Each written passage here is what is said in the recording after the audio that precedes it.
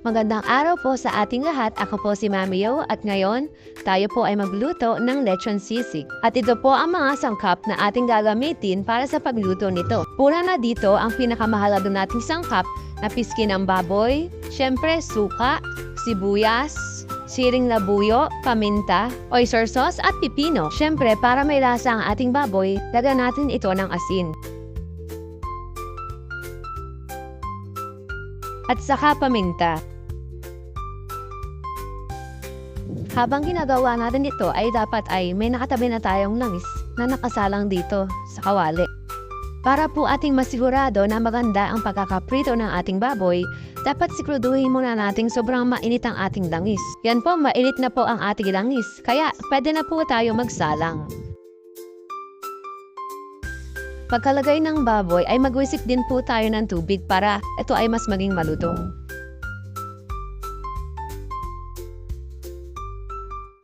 At yan po, kita naman po natin, golden brown na po ang kulay ng baboy.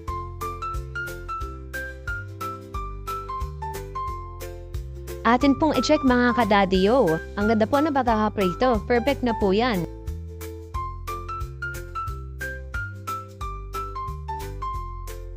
Pagkaprito ng ating baboy, i-chop na natin ito into cubes.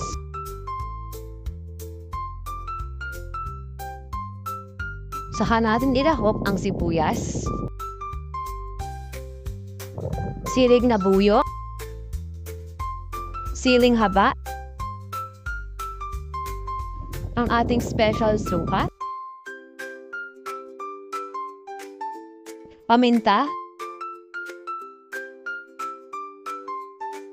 nor seasoning, at oyster sauce.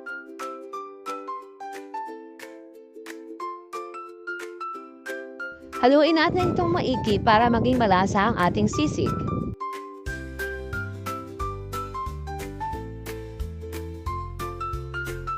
Saka ko ilalagay itong pipino. Nakadepende po sa inyo kung kayo po ay maglalagay nito sa inyong sisig.